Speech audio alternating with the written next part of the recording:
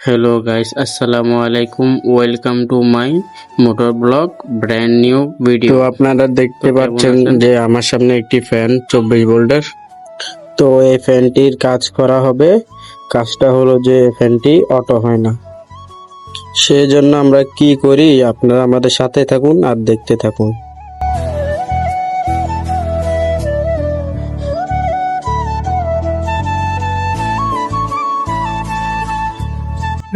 তো ইতিমধ্যে আমার ফ্যানটি খোলা হলো।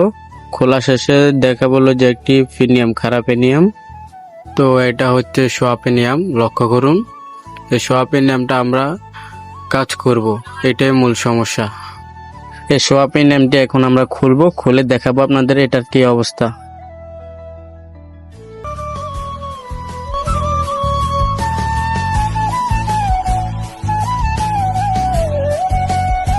ইতিমধ্যে আমাদের প্রিমিয়ামটি খোলা হলো।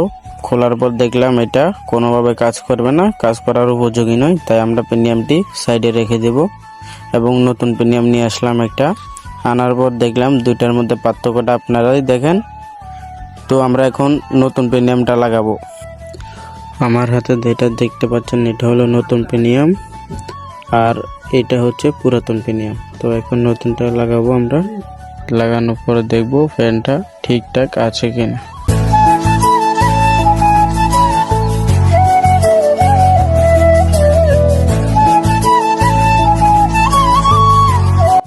তো আমাদের সোয়া প্রিমিয়াম লাগানো শেষ। এখন আমরা খারাপ প্রিমিয়াম লাগাবো। লাগানোর পর উপরের কাভারটা লাগাবো। কাভার লাগানোর পর ফ্যানটা চেক করব। তো এখন কাভারটা লাগানো শেষ আমাদের। তো এখন আমাদের চেক করার পালা। চেক করার জন্য আমাদের প্রথমে ফ্যানের সাথে তারটি সংযোগ করতে হবে। সংযোগ করা হলে ফ্যানটি আমরা চালাবো। চালানোর পর আমরা দেখতে পাচ্ছি যে আমাদের ফ্যানটি খুব সুন্দরভাবে চলতেছে। হাত দিয়ে দেখতেছি যে খারাপ প্রিমিয়ামটা ঠিকঠাকভাবে ঘুরতেছে কিনা। খারাপ প্রিমিয়াম ঠিকভাবে ঘুরছে, আপনারা লক্ষ্য করুন ফ্যানের দিকে। এই দেখেন খারাপ প্রিমিয়ামটা রাউন্ড ঘুরছে, তাহলে বোঝা যায় প্রিমিয়ামটি ঠিকভাবে কাজ করছে। তো এখন আমরা উপরের অংশটুকু ফিটিং করে ফেলবো। ফিটিং করার পর আবার চেক করব।